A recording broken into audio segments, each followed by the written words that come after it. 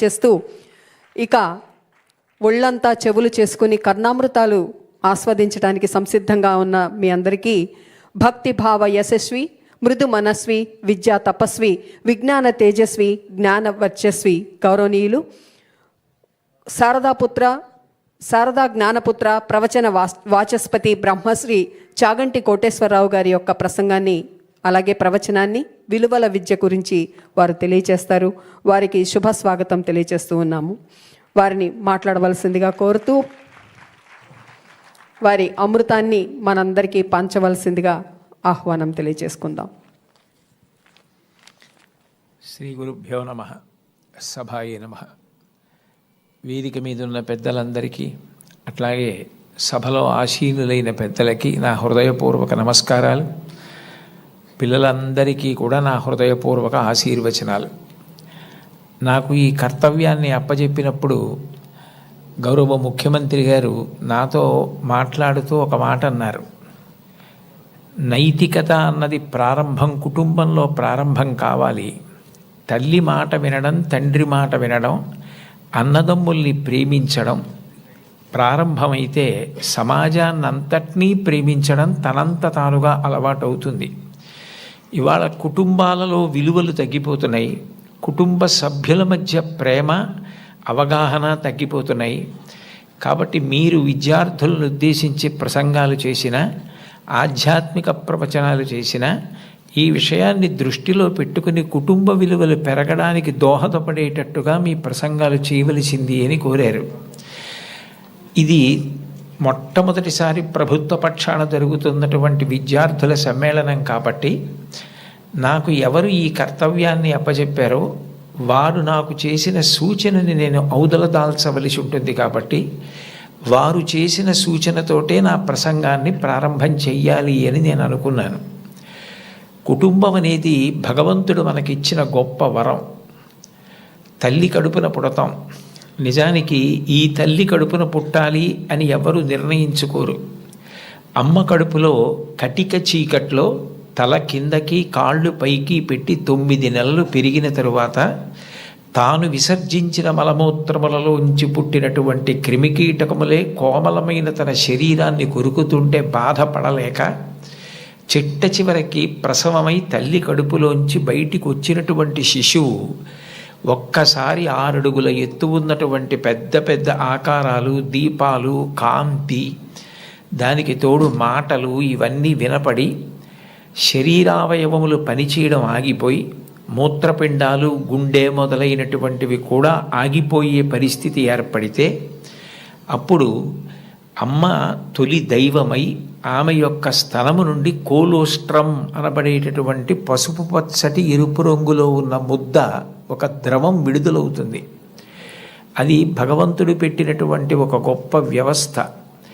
ఏమీ తెలియనటువంటి పసిపిల్లవాడు అంత భయానక స్థితిలో అటువంటి ఆకారాలు, వెలుతురు చూసి భీతిల్లిపోతే లోపల ఉన్నటువంటి మలం గడ్డ కట్టేసి నల్లగా అయిపోయి, బ్లాక్ స్టూల్ అంటారట దాన్ని, నల్లగా అయిపోయి ఆ మలాన్ని విసర్జించడం చేతకాక హృదయ స్పందన కూడా ఆగిపోయే స్థితి ఏర్పడితే అప్పుడు పిల్లవాడికి గొప్ప స్వాంతన కలిగి కే మొదలైనటువంటి విటమిన్లతో కూడుకుని మళ్ళీ లోపల ఉన్న ప్రధానమైన అవయవాలన్నీ పనిచేసి గడ్డ కట్టినటువంటి మలం బయటికి వెళ్ళిపోయేటట్టుగా చేయగలిగిన శక్తి కలిగిన కోలోస్ట్రం అమ్మ యొక్క స్థనం నుంచి విడుదలవుతోంది.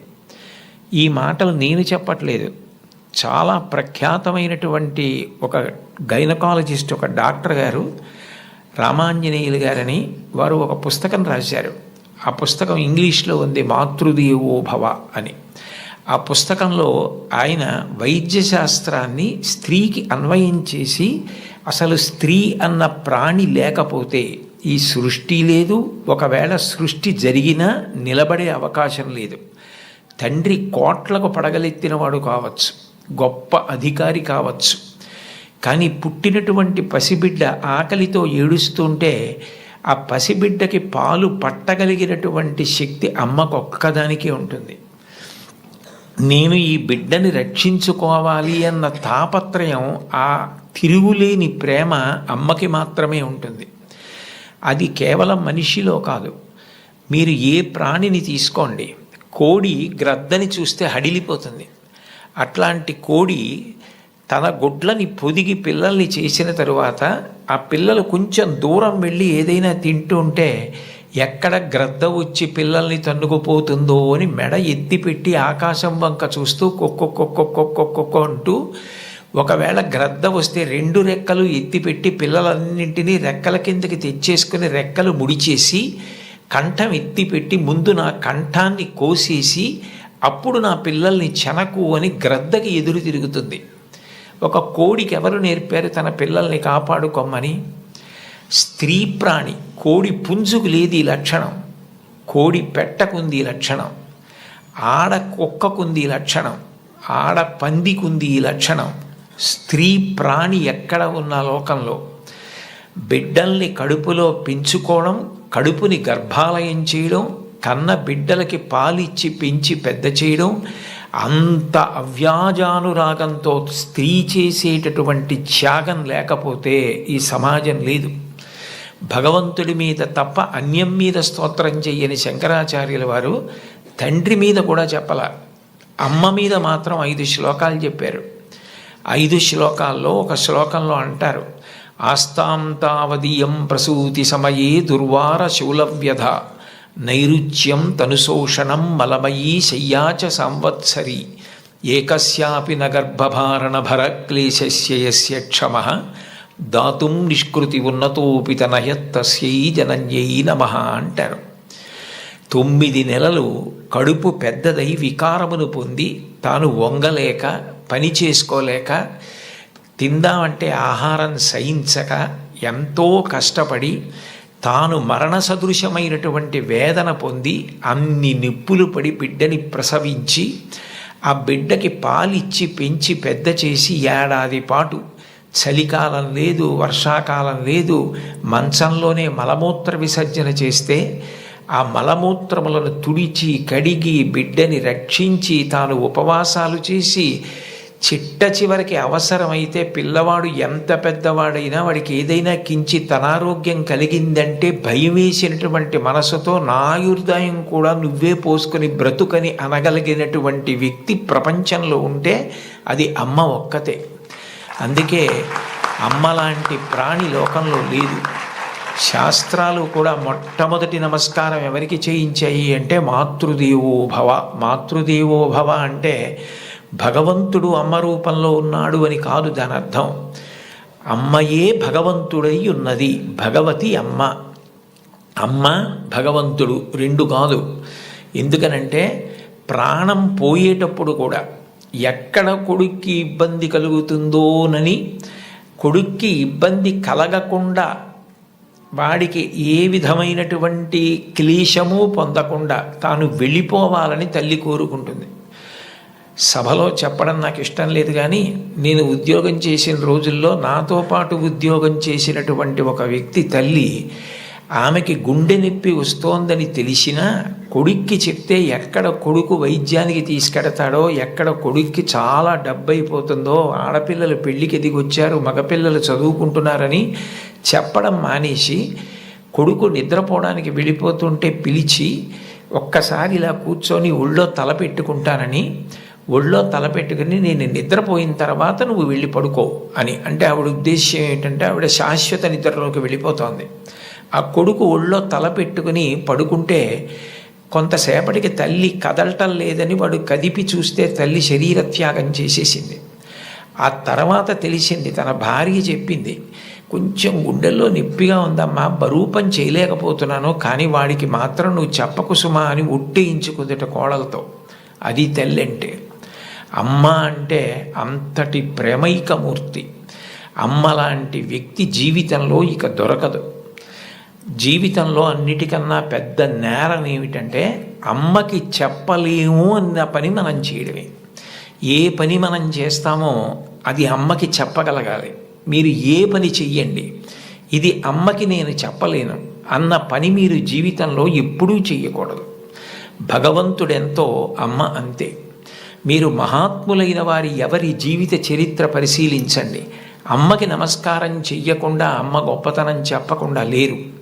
ఈ రాష్ట్రానికి ముఖ్యమంత్రి చేసినటువంటి ప్రాతస్మరణీయులు టంగుటూరి ప్రకాశం పంతులు గారు తన జీవిత చరిత్రలో వ్రాసుకున్నారు. తాను మిడిల్ స్కూల్లో ప్రవేశించినప్పుడు 3 రూపాయలు జీతం కట్టలేకపోతే 25 మైళ్ళ దూరం నడిచి వెళ్ళి వాళ్ళ బావగారిని అప్పడిగితే ఆయన దగ్గర కూడా డబ్బు లేకపోతే మళ్ళీ 25 మైళ్ళు వెనక్కి తిరిగి వచ్చి, అమ్మ అప్పు దొరకలేదు, బావగారికి దగ్గర కూడా లేవుట, నేను చదువు మానేస్తానంటే అప్పటికి ఆ తల్లికి ఉన్నది ఒక్క పట్టు చీర. ఆ పట్టు చీర పట్టుకెళ్ళి ఆ రాత్రి తాకట్టు పెట్టి ఆవిడ ఆ డబ్బు పట్టుకొచ్చి చదివిస్తే ప్రకాశం పంతులు గారు బ్యారిస్టర్ అయ్యి రాష్ట్రానికి ముఖ్యమంత్రి అయ్యారు. ఆయన తన జీవిత చరిత్రలో అమ్మ గురించి అంత గొప్పగా వ్రాసుకున్నారు. ఏపీజే అబ్దుల్ కలాం గారు, ఆయన పేరు చెప్తే పిల్లలు పరవశించిపోతారు. కాకినాడలో ఒకసారి నేను గోశాలకు వెడుతుంటే సాయంకాలం వేళ పిల్లలు స్వచ్ఛందంగా, అదేం ఎవ్వరూ నిర్వహించింది కాదు, వాళ్ళంతట వాళ్ళుగా బయటికి వచ్చి కొవ్వొత్తులు పట్టుకుని ఎడుతున్నారు కొంతమంది. నాకు ఏమిటి ఇక్కడ ఏమీ కనపట్టలేదు, ఇక్కడ ఏమీ నినాదాలు లేవు, నడిపిస్తున్న వాళ్ళు లేరు, పిల్లలు ఎందుకు కొవ్వొత్తులు పట్టుకుని వెళ్తున్నారని నేను వాళ్ళని అడిగాను, ఏమ్మా ఎందుకు ఎడుతున్నారని. మహానుభావుడు అబ్దుల్ కలాం గారు శరీరం విడిచిపెట్టేశారండి, అందుకని కొవ్వొత్తులు పట్టుకుని ఎడుతున్నా ఉన్నారు. నేను ఈ మధ్య కాలంలో ఒక నాయకుడు వెళ్ళిపోతే, ఒక వ్యక్తి మరణిస్తే పిల్లలు స్వచ్ఛందంగా కొవ్వొత్తులు పట్టుకుని వెళ్ళడం చూసింది అబ్దుల్ కలాం గారి విషయంలో చూశాను. అటువంటి అబ్దుల్ కలాం గారు వింగ్స్ ఆఫ్ ఫైర్ అని ఇంచుమించు తన జీవిత చరిత్ర ఆ పుస్తకంలో వ్రాసుకున్నారు. 2వ ప్రపంచ యుద్ధ సమయంలో గోధుమలు రేషన్లో దొరుకుతున్నటువంటి రోజుల్లో అమ్మగారు రొట్టెలు ఒత్తి పిల్లలందరికీ పెడుతుంటే అందరి తలో 4 రొట్టెలు తినాలి. ఆ రోజు రొట్టె కూర బాగుందని కలాం గారు ఇంకో రొట్టె వేయి అని తిన్నారు. అప్పటికి చిన్నవారు చదువుకుంటున్నారు. ఇంకో రొట్టె వెయ్యని తినేస్తే అన్నగారు వచ్చి, నువ్వు రొట్టెలు ఎక్కువ తినేశావు, 2వ ప్రపంచ యుద్ధం జరుగుతోంది, రేషను గోధుమలు దొరకట్లేదు, అమ్మకి రొట్టెలు లేవు, నీకు పెట్టేసింది, అలా తినచ్చా అన్నారు. అమ్మకి తినవలసిన రొట్లు తాను తినేశానన్న న్యూనతాభావంతో కలాం గారు వలవలా ఏడుస్తుంటే తల్లిగారు వచ్చి గట్టిగా కౌగిలించుకొని, నాన్న నువ్వు తింటే నేను తిన్నట్టేరా, నాకు చాలా సంతోషంగా ఉంది అంది మా అమ్మ. ఒక రోజు వస్తుంది, ఆ రోజు ఈ కలాం ఈ శరీరాన్ని విడిచిపెట్టి నీకు నమస్కారం చేయడానికి వస్తాడు. On the day of the final judgement అని రాసుకున్నారు ఆయన. ఆ రోజు నువ్వు ఏ అన్నం కూడా తినడం మానేసి పెట్టి నన్ను పెంచి పెద్ద చేశావో, ఈ శరీరంతో ఈ మేధస్సుతో నేను దేశ సేవ చేసి కృతార్థుడనై ఆ అమ్మ కన్నా కొడుకు అని నీకు కీర్తి తెచ్చి వచ్చి నీ పాదములకు నమస్కరిస్తానని రాసుకున్నారు. అమ్మకి అబ్దుల్ కలాం గారు ఇచ్చినటువంటి గౌరవం అంత గొప్పది. మహాత్ముల జీవితాలు ఎవరివి మీరు చదవండి. అంతవరకు ఎందుకు, మీ అందరికీ తెలిసిన్నటువంటి వ్యక్తి నోరి దత్తాత్రేయుడు గారని, ఇవాళ ప్రపంచ ప్రఖ్యాత క్యాన్సర్ స్పెషలిస్ట్, ఒకప్పుడు భారతదేశానికి రాష్ట్రపతి పదవి నిర్వహించినటువంటి వ్యక్తి, మాన్యులు శ్రీ నీలం సంజీవరెడ్డి గారికి క్యాన్సర్ వస్తే వారే ఆ వైద్యం చేసి ఆ వ్యాధి పోయేటట్టు చేశారు. ఆయన చిన్నతనంలో పడిన కష్టాల గురించి ఆయన వ్రాసిన పుస్తకం చదివితే ఆశ్చర్యం వేస్తుంది. వాళ్ళ అమ్మగారు పడ్డ కష్టం, ఎంత కష్టపడి ఆయన్ని పెంచి పెద్ద చేశారో, ఆయన విదేశాలు వెళ్ళి అంత పెద్ద క్యాన్సర్ స్పెషలిస్ట్ అయిన తర్వాత ఆయన చేసిన మొదటి పని ఏమిటంటే, మా అమ్మ ఒంటి మీద బంగారపు నలుసు లేకుండా అమ్మి మమ్మల్ని పెంచి పెద్ద చేసింది, ఆ అమ్మకి 2 బంగారు గాజులు కొంటే నా జీవితం ధన్యమని గాజులు కొనుక్కుని విదేశాల నుంచి వచ్చి అమ్మ చేతులకి తొడిగి ఆనంద బాష్పాలు కార్చారు. ఈ జాతి మొదటి లక్షణం అమ్మని గౌరవించడం. మాతృదేవో భవ. మీరందరూ పిల్లలు, మీరు నేర్చుకోవలసిన మొట్టమొదటి నియమం ఏది అంటే అమ్మని గౌరవించడం నేర్చుకోండి. అమ్మకి నమస్కారం చెయ్యండి. మీరు పాఠశాలకి వచ్చేటప్పుడు అమ్మకి నమస్కారం చేసి రావడం మీకు అలవాటైతే, మీ అమ్మగారి కన్నా మీకు అత్యంత ప్రేమతో ఆశీర్వచనం చెయ్యగలిగిన వ్యక్తి ఈ సృష్టిలో వేరొకరు ఉండరు. ప్రాణం పోయేటప్పుడు కూడా మీరు వృద్ధిలోకి రావాలని కోరుకునే ఏకైక వ్యక్తి ఎవరైనా ఉంటే తల్లి ఒక్కతే. అంత గొప్పది అమ్మ. బాలమురళీకృష్ణ గారి తల్లి ఆయన పుట్టిన 10 రోజుల్లో మరణించారు. ఆయన వ్రాసుకున్నారు, నన్ను కనడానికే మా అమ్మ పుట్టిందేమో అని రాసుకున్నారు. భారత ప్రధానమంత్రి నరేంద్ర మోదీ గారు ఈ మధ్యకాలంలో ఒక విదేశీ ఛానల్కి ఇచ్చిన ఇంటర్వ్యూ మీరు చూసి ఉంటారు. అసలు నేను ఆశ్చర్యపోయాను ఆయన చెప్పిన మాటలు విని. నిరుపేద కుటుంబంలో పుట్టారు. వాళ్ళ అమ్మగారు అంత కష్టించి పనిచేసేవారు, వాళ్ళ నాన్నగారు కూడా అంత కష్టపడి పనిచేసేవారు. ఆయన ఆ ఇంటర్వ్యూలో ఒక మాట అన్నారు, అసలు నాకు బూట్లు వేసుకోవడం అంటే తెలియదు, కానీ బూట్లు లేవన్న పేదరికం మా మనసుకి అందకుండా మా అమ్మ పెంచింది. అంటే ఉన్నదానిలో అంత తృప్తిగా బ్రతకడం మా అమ్మ నేర్పింది. మాకిది లేదు, మేము చేతకాని వాళ్ళం, మేము వెనకపడిపోయాం అన్న భావన కలిగితే ఉత్సాహం రాదు. అటువంటి భావన కలగకుండా ఎప్పుడూ ఉన్నదానితో తృప్తిగా పరమ సంతోషంగా గడిపాం. అన్నదమ్ములు, అక్క చెల్లెళ్ళు అందరం కలిసి అని ఆయన ఇంటర్వ్యూ చేస్తున్న వ్యక్తి వంక తిరిగి, ఇప్పుడు మన ఇద్దరం కూర్చున్న గది కన్నా కిటికీ లేని ఒకే తలుపు ఉన్న చిన్న గదిలో కలిసి మిలిసి బతికి పడుకుని పెరిగి పెద్దవాడినైన వాడిని చెప్పుకున్నారు. అటువంటి మహోత్కృష్టమైన వ్యక్తులు కూడా తల్లికి తండ్రికి అంత గౌరవం ఇచ్చారు. సందర్భం కాబట్టి ప్రస్తావిస్తున్నాను. మన గౌరవ ముఖ్యమంత్రి నారా చంద్రబాబు నాయుడు గారు స్వయంగా ఒక వ్యాసం రాశారు. తల్లికి జేజే, తండ్రికి జేజే, గురువుకు జేజే అని ఒక పుస్తకం ఉంది. ఆ పుస్తకంలో బహుశా నాకు జ్ఞాపకం ఉంటే 3వ వ్యాసం అనుకుంటాను. ఆ వ్యాసంలో ఆయన ఒక విషయం ప్రస్తావన చేశారు. వాళ్ళ అమ్మగారి పేరు అమ్మಣ್ಣమ్మగారు. ఆవిడ చిన్నతనంలో చంద్రబాబు నాయుడు గారిని పిలిచి ఒక కథ చెప్పారట. ఒరే నాన్న, మనిషి కష్టపడాలి. ఎందుకు కష్టపడాలో తెలుసా? ఒకరింట్లో ఒక పంది, ఒక నక్క 2 ఉండేవి. ఆ పంది చాలా కష్టపడి పనిచేసి మధ్యాహ్నం ఇంటికి భోజనానికి వచ్చేది. నక్క పని చేయడం మానేసి చెరుకు తోటల్లో తిరుగుతూ ఊళలు వేస్తూ వచ్చే ముందు బురదలో పొర్లాడి వచ్చేది. పంది ఒళ్ళు కడుక్కుని వచ్చేది. ఇంటికొచ్చి శుభ్రంగా ఉన్న పందిని చూసి ఇదేం పని చేయలేదనుకుని మంచినీళ్లు మాత్రమే పోసేవాడు యజమాని. నక్క ఒంటి నిండా బురదంటించుకోవడం చూసి ఇది బాగా కష్టపడింది అనుకుని బాగా దానికి తిండి పెట్టేవాడు. మోసం ఎన్నాళ్ళు దాగుతుంది? కొన్నాళ్ళకి ఎవరు కష్టపడుతున్నారో తెలిసిపోయింది. తెలిసిపోయిన తర్వాత నక్కని కొట్టి తరిమేసి పందికి తన పిల్లనిచ్చి పెళ్లి చేసి ఇల్లరికం అల్లుడిగా తెచ్చుకున్నాడు రా, ఇంటి పనివాడు ఇంటల్లుడయ్యాడు రా.